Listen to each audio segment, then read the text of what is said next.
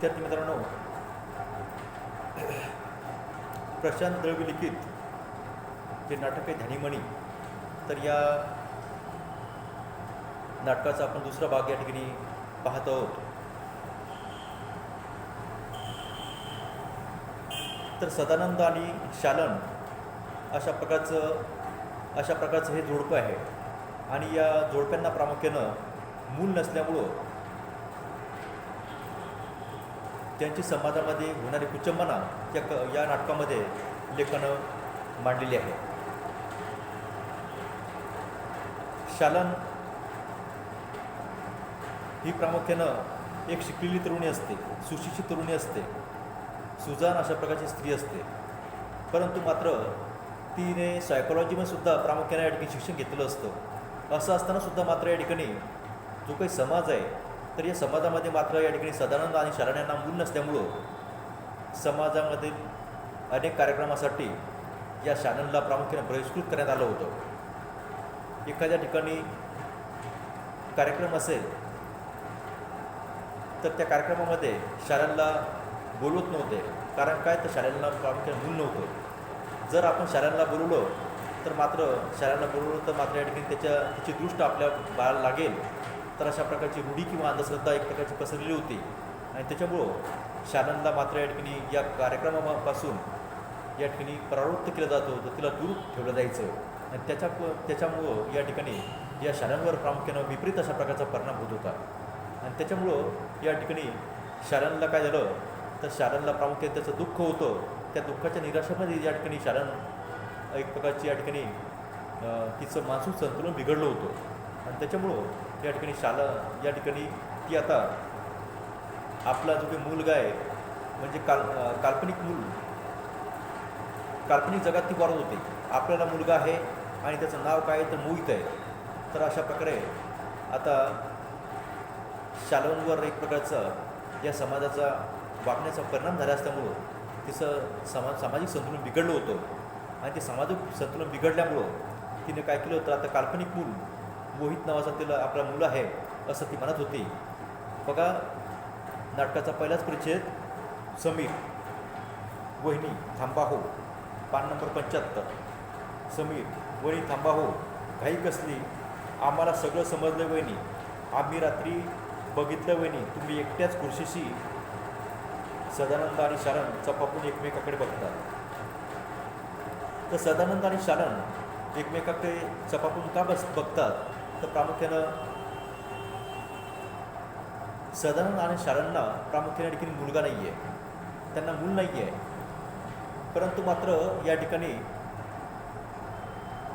शालनवर या ठिकाणी काय झालं, तर या ठिकाणी या समाजाचा वागण्याचा परिणाम झालेला आहे. ती आपलं मानसिक संतुलन तिचं बिघडलेलं आहे. त्यामुळं त्यांनी काय केलं, शालननं काय केलं, तर या ठिकाणी काल्पनिक मुलं आपल्याला मोहित आहे असं तिनं समजायला सुरुवात केली होती.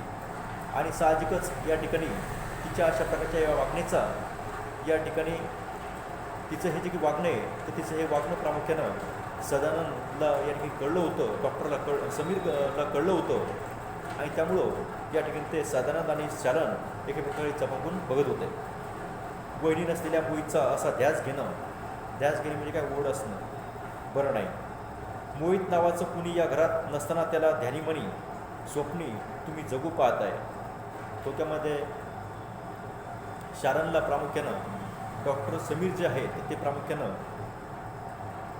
नसलेल्या मोहितचा अशा प्रकारचा ध्यास घेणं हे बरोबर नाही आहे असं समजवण्याचा प्रयत्न या ठिकाणी समीर शालनला समजवण्याचा प्रयत्न करतो.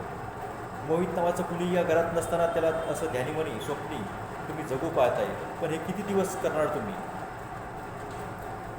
तर समीरनं काय केलं, तर या ठिकाणी सदानंद आणि शालन यांना सांगण्याचा प्रयत्न केला की तुम्हाला मूल नाहीच आहे, परंतु तुम्ही मुलं आहेत असं म्हणतात, तर हे तुम्ही असं किती दिवस करणार. वहिनी सदाभाऊ हा खेळ तुम्हाला महागात पडेल. तर महागात पडणे म्हणजे काय, खूप त्रास होणे. तुम्ही जर का असं काही कराल तर मात्र तुम्हाला काय होईल, ते महागात पडेल असं या ठिकाणी डॉक्टर समीरनं सांगितलं. अहो, या जगात लाखो जोडप्यांना मूल होऊ शकत नाही, पण म्हणून ही अशी काल्पनिक शरीरं नाही वळवत. या ठिकाणी डॉक्टर समीरनं या ठिकाणी शालन आणि सदानंद समजवण्याचा प्रयत्न केला की समाजामध्ये असंख्य अशा प्रकारचे लोक आहेत की त्यांना अपत्य नाही आहे, त्यांना मूलबाळ नाही आहे. तर त्यामुळं ते काही अशा प्रकारचे काल्पनिक जीवन काल्पनिक या ठिकाणी जगात ते वावरत नाही आहे. तर ते लोक काय करतात, तर या ठिकाणी अनेक प्रकारचे मुलं जे आहेत तर ते मुलं असंख्य लोक काय करतात, मुलांना प्रामुख्याने दत्तक घेतात. पण अशा प्रकारे काल्पनिक शरीर ते काही वाढवत नाही. हा कसला भयानक खेळ तुम्ही जगताय, हे सगळं कशासाठी? माझ्याशी तुम्ही सायकोलॉजीच्या गप्पा मारत होता आणि तुमचीच एक केस झाली आहे, हे कधी लक्षातच आलं नाही तुमच्या. तर थोडक्यामध्ये आपल्याला असं दिसून येतं की शालन ही शिकलेली आहे आणि तिने काय केलं, तर शालन आपलं सायकोलॉजीचं प्रामुख्यानं तिने अभ्याससुद्धा केलेला आहे.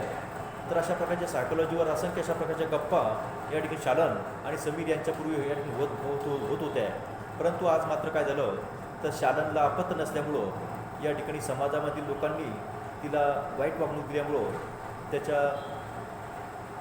त्याचा परिणाम या ठिकाणी शालनच्या मनावर झाला होता आणि ते आपलं मानसिक संतुलन बिघडलं होतं तिचं. आणि ती काय करत होती, तर आपल्याला काल्पनिक मूल मोहित नावाचं मुलं आहे असं ती या ठिकाणी म्हणत होती. तुम्ही एवढ्या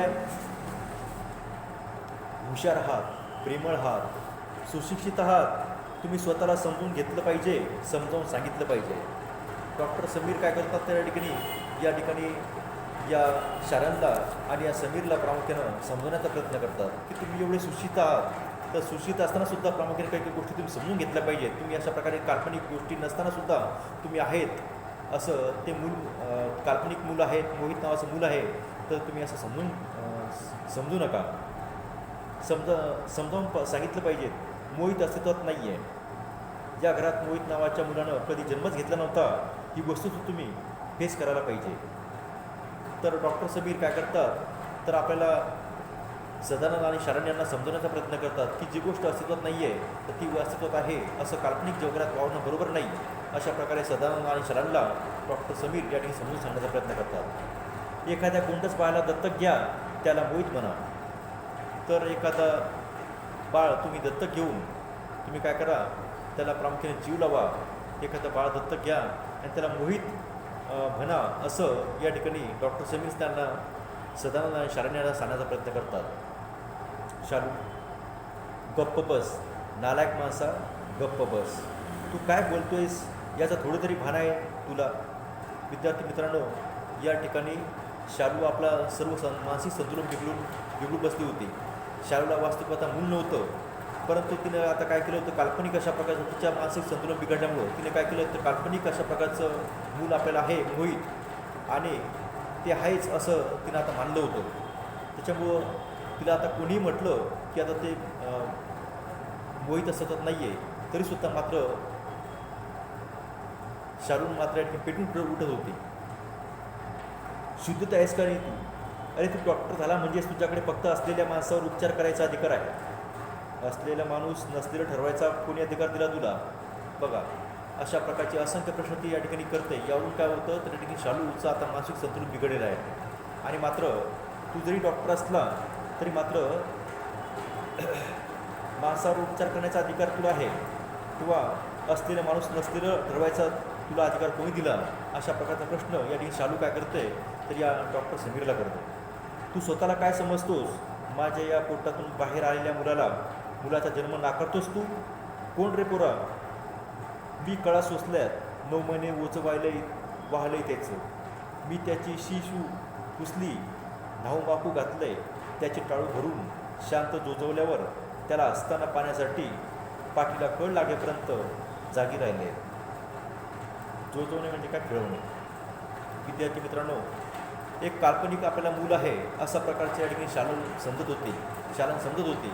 आणि त्या बाळाला एक प्रकारचं त्याचं सकाळी उठल्यापासून तर त्याचं ज्याप्रमाणे एखादी आई आपल्या बाळाचं संगोपन करते, तर तशा प्रकारचं संगोपन या ठिकाणी शालन या ठिकाणी या काल्पनिक मुलाची गरज होती. आणि त्याच्यामुळं शालनला आता या काल्पनिक मुलाबद्दल, ते काल्पनिक मूल अस्तित्वात नाहीच आहे असं जर का कोणी म्हटलं, तर ती मात्र एक प्रकारची पेटणूक उठव होती. तर त्याप्रमाणे जरी या ठिकाणी डॉक्टर समीर त्यांना समजवण्याचा प्रयत्न करत होते, तरी मात्र या ठिकाणी शालू मात्र ऐकत नव्हते. समीर, वनी एका माझं.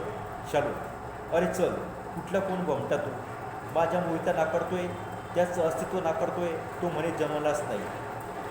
बघा, शालू ही मुलाने जे काही काल्पनिक आपलं मूल आहे मोहित, तर त्याच्यावरती असंख्य अशा प्रकारचं त्याचं प्रेम आहे.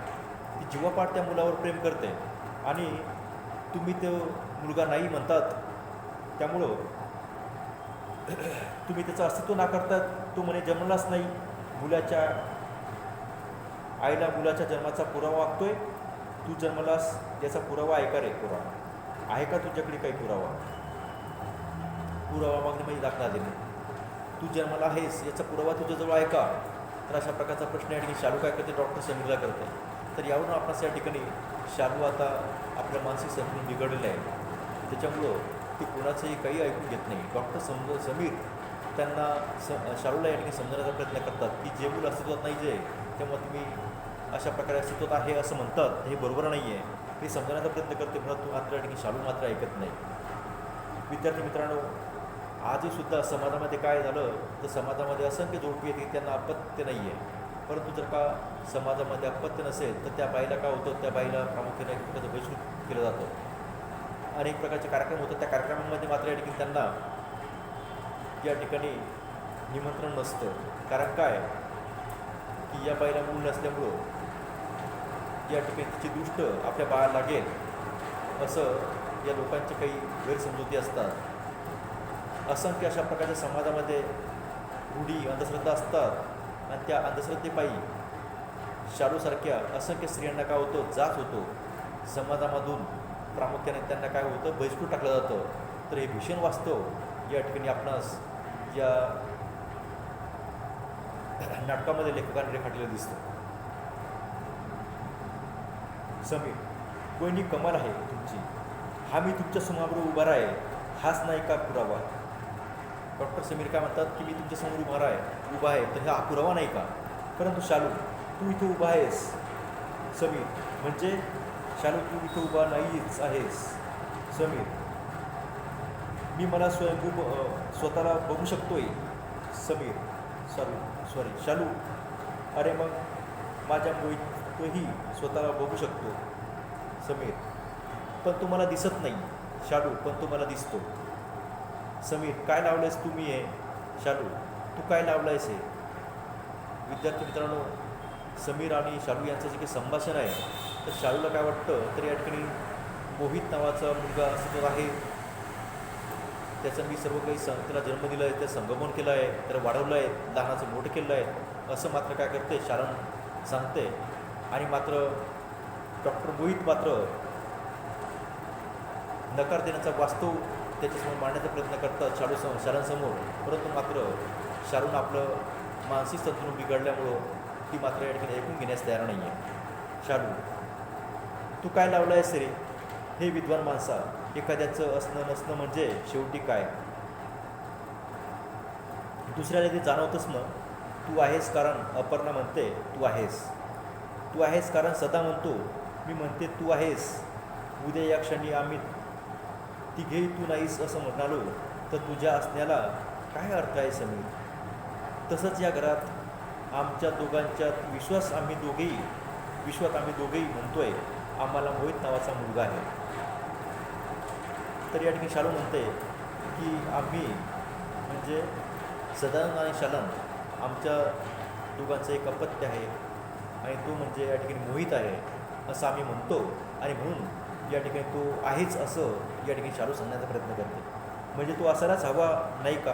अरे या घरातल्या जगातल्या आम्ही दोघे म्हणजे 100% लोकसंख्या जेव्हा म्हणते की मोहित आहे या घरात, या जगात, या पृथ्वीच्या पाठीवर मोहित आहे, तर तो असणारच. तो आहेच. तूही आहेस कारण अपर्णा तुला हाक मारते. तुझी आई तुला बाहेर जवळ घेते. तुझे पेशंट तुला डॉक्टर म्हणून आपली इथे सांगतात. उद्या तुझं बाळ तुला बाबा म्हणेल. तू आहेस कारण तुझे कपडे आहेत, तुझे बूट आहेत, तुझी पुस्तकं आहेत, तुझ्या डायरीवर तुझं नाव आहे, तुझा कोणता तरी वाढदिवस आहे. विद्यार्थी मित्रांनो, या शालूनं काय केलं तर आपल्या एक प्रकारचं काल्पनिक अशा प्रकारचं मूल मोहित आहे असं मानलं. एवढंच नाही तर त्या लहानापासून मोठं केलं, त्याचं संगोपन केलं, त्याचे कपडे तिने एक प्रकारचे त्याला कपडेसुद्धा शिवलेत. विविध अशा प्रकारे खेळणीसुद्धा त्यासाठी घेतली आणि त्यामुळं हा मोहित मात्र काल्पनिक मुला आहेच असं त्यांनी मानलेलं आहे. तुझं घड्याळ आहे, तुझं पेन आहे, आमच्याही घरात एखादा नीड बघ, ही बघ रॅकेट. शालू काय करते, या समीरला मात्र सांगण्याचा प्रयत्न करते की ही जी काही रॅकेट आहे घरामध्ये, तर ती रॅकेटसुद्धा ही त्या माझ्या मुलाचीच आहे, मोहित नावाच्या मुलाचीच आहे. हेही मोहितचे कपडे वाढत्या उंचीबरोबर आकडू होत आहेत. मोहितसाठी या शाळांना काय केलं तर कपडेसुद्धा शिवून घेतलेले होते.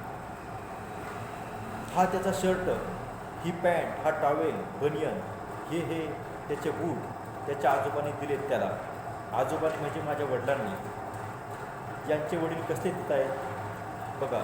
शाळूचं जे का संभाषण पाहिलं आपण, तर या ठिकाणी शाळूनं काय केलं तर या काल्पनिक मुलासाठी असंख्य अशा प्रकारचे बूट घेतले होते. एवढंच नाही, त्यासाठी शर्ट, पॅन्ट, मोजे हे सर्व काही घेतलं होतं, बनियन घेतलं होतं. तर ह्या सर्व गोष्टी काय करते शालू या ठिकाणी या समीर दाखवते.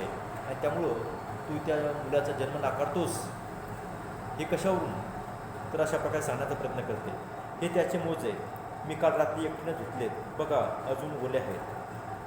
तर शालन मात्र या ठिकाणी मूल नसल्यामुळं एका काल्पनिक जगामध्ये वावरते की आपल्याला काल्पनिक अशा प्रकारचं मूल मोहित नावाचं मूल आहे आणि ते मूल आहेच असं ती सांगण्याचा प्रयत्न करते. तर या काल्पनिक जगामध्ये शालन काय करते वावरते, परंतु मात्र या ठिकाणी जे काही सत्य असतं तर धोक्यामध्ये सदानंद आणि शालन तर हे अपत्यहीन जोडपं आहे.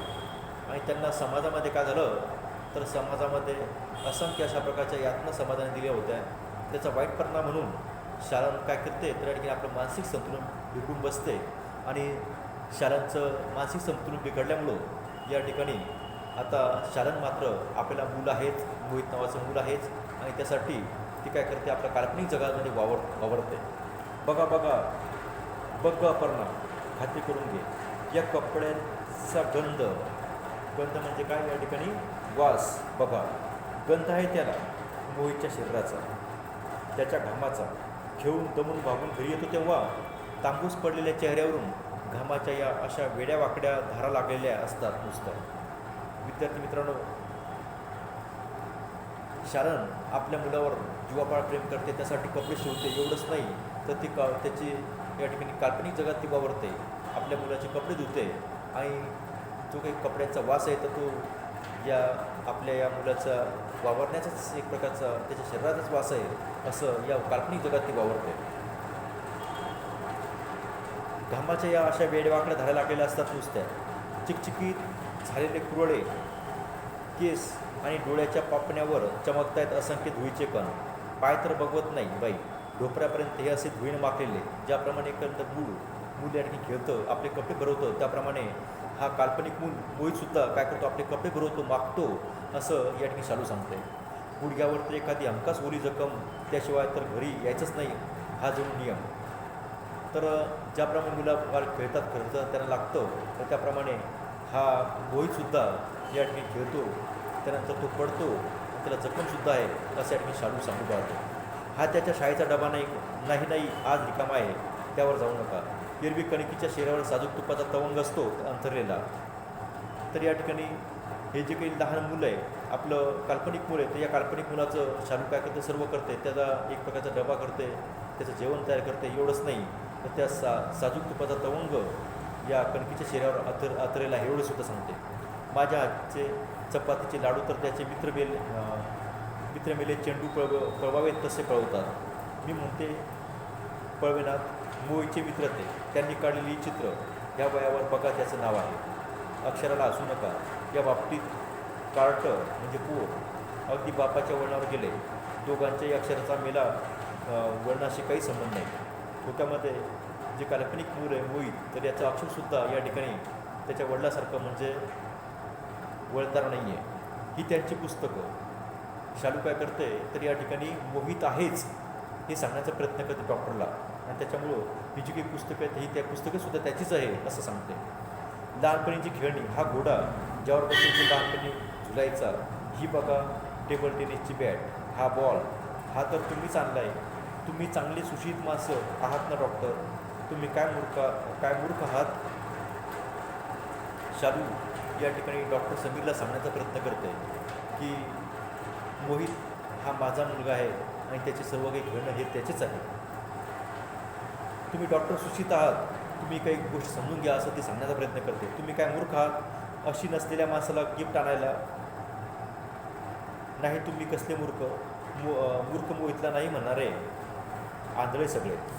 डोक्यामध्ये शालू ही आपलं मानसिक संतुलन बिघडून बसते आणि साहजिकच या ठिकाणी शालूचं मानसिक संतुलन बिघडल्यामुळं मात्र शालू काय करते, कोणाचं काहीच ऐकत नाही. डॉक्टर समीर सांगतात तिला की या ठिकाणी सत्य सांगण्याचा प्रयत्न करतात, पण तरीसुद्धा या ठिकाणी शालू ऐकण्याचा प्रयत्न करत नाही. तुम्हाला मोहित बघायचं आहे ना, बघा हा डॉक्टर समीर करंदीकर, जरा माझ्या नजरेने बघा. लक्षात ठेवा तुम्ही आहात कारण मी म्हणते म्हणून. ये रे मोहित, ये रे लाजू नको. लाजतोय तो तुम्हाला, लाजतो बघा कसा. नाही घाबरू नकोस वेड्या. हे इंजेक्शन देणारे डॉक्टर नाही आहेत, ते शहाण्या माणसांना वेट करणारे डॉक्टर आहेत. तू शहाणा आहेस का? नाही ना, मग ये बाहेर. डॉक्टर रागवू नका हं, थोडा विनोद केला. इंजेक्शनला घाबरतो. शाळेत मेडिकल टेस्ट असली की नेहमी घरी पळून येतो. मग मी आमच्या फॅमिली डॉक्टरांना दाखवते, काही बिघडत नाही ना. हा बघा आलास, चल डॉक्टर काकांच्या पाया पड. तर थोक्यामध्ये आपणास असं दिसून येतं की या काल्पनिक मुलाशी या ठिकाणी ते काल्पनिक मूल म्हणजे मोहित नावाचा मुलं मला आहेच आणि त्यासाठी ती खेळण्याचा प्रयत्न करते. डॉक्टर समीर त्याला या ठिकाणी शालूला सांगण्याचा प्रयत्न करतात, तरीसुद्धा मात्र या ठिकाणी शालन मात्र ऐकत नाही. ती अशा प्रकारे मोहितला हवेत वाकवते की क्षणभर तो खरेच पाया पडतोय असं दासून समीर पटकन मागे सरकतो. क्षंगच वागतो आणि उशाळतो, हसतात ना, मोहित घरी आहे. कुठं? तो ट्रेकिंगला नाही का गेला? हे असंच फसवलं जातो आपण आणि मग खरं काय आणि खोटं काय हेच कळत नाही. तुमचं झालं असंच झालं डॉक्टर, म्हणून तुम्हाला असलेलं नाही आणि नाही असं वाटायला लागते. हे असंच होतं, दिवसाला दिवस आणि रात्रीला रात्र का म्हणायची हेच कळणं असं होतं. तर या ठिकाणी डॉक्टर समीर यांना या ठिकाणी शालन या ठिकाणी सांगते की मूल म्हणजे मोहित मात्र आहे आणि तो या ठिकाणी खेळण्यासाठी गेला आहे हे सुद्धा तिला सांगते. तर यावरून आपल्यास या ठिकाणी काल्पनिक जरी मूल असलं तरी ते मात्र आहेच हे भासवण्याचा या ठिकाणी शालन प्रयत्न करतो. उजेडात खरं की अंधारातलं खरं मानायचं हेच समजेनासं होतं. त्या दिवशी लाईट आल्यावर उजेडात काहीतरी पाहिल्याचं म्हणालास ना समीर. त्या उजेडात जे तुला दिसलं त्यापेक्षा अंधारातलं खरं नव्हतं कशावरून? तो उजेडच खोटा होता, अंधार होता खरा. मोहितला तू बघितलंस? तुला माहीत आहे, मूल म्हणजे हा गर्भर अस्ताव्यस्त पसरलेला गोड पसारा. मूल म्हणजे अस्ताव्यस्त पसरलेला गोड पसारा. तर हे जे काही वाक्य शाळांचं वाक्य आहे, तर या वाक्यावरून आपल्या शाळांना सांगायचं आहे की मुलं काय करतात या ठिकाणी कोणत्याही घरामध्ये ज्यावेळेला लहानाचे मोठे होतात तर असंख्य अशा प्रकारचे घर गजबजलेलं असतं. तर माझं जे काही घर गजबजलेलं आहे, घरामध्ये कपडे आहेत, खेळणे आहेत, तर ही सर्व जणू काही या मुळीचीच आहेत असं सांगण्याचा शाळा प्रयत्न करते. फायनली डिसऑर्गनाइज होम, एक गोंधळच घरभर असा मांडलेला. खबरदार हा माझा पसारा माझ्यापासून हिसकून घ्याल तर जवून राख होईल मोहितला नाही म्हणणाऱ्या प्रत्येक जीवाची. बघा या ठिकाणी डॉक्टर समीर शालूला प्रामुख्याने समजवण्याचा प्रयत्न करतात, तरीसुद्धा मात्र शालू ऐकत नाहीत. माझं जे काही मूल आहे काल मोहित तर ते अस्तित्वात आहेच हे सांगण्याचा ते प्रयत्न करते. जर ते नाही असं जर का तुम्ही म्हटलं तर मी काय करेल, या ठिकाणी ते त्याला जर का माझ्यापासून हिसकून घ्याल तर त्या जवून राख होईल मोहितला नाही म्हणणाऱ्या प्रत्येक जीवाची. तर या वाक्यावरून आपण या ठिकाणी शालन आपल्या मूल आहेच हे सांगण्याचा प्रयत्न करते आणि त्यासाठी ती वाटेल ते करण्यासाठी ठिकाणी समोरच्या व्यक्तीवर या ठिकाणी प्रहारसुद्धा करण्याचा ते मागे पुढे पाहत नाही असं आपल्यासाठी दिसतं. बेचिऱ्या का होतील सगळे सदानंद पुढे होऊन शालांना एक भडकावतो. शालान उद्ध्वस्त झाल्यागत आपल्या खोलीत जाते. तर या ठिकाणी डॉक्टर समीर हे शालन आणि सदानंद यांना समजवण्याचा प्रयत्न करतात, मात्र या ठिकाणी शालन ऐकत नाही. ज्यावेळेला जर माझं मूल असं नाही असं जर तुम्ही म्हणत असाल तर जवून राख होईल मोहितला नाही म्हणणाऱ्या प्रत्येक दिवशी.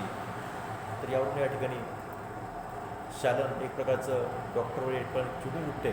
तर त्यावेळेला मात्र बिचराक होतील सगळे. तर त्यावेळेला सदानंद काय करतो, तर शालनला या ठिकाणी एक तोंडामध्ये मारतो आणि त्यानंतर शालन उद्ध्वस्त होते. तर विद्यार्थी मित्रांनो, या पुढील भाग आपण पुढे बघूया.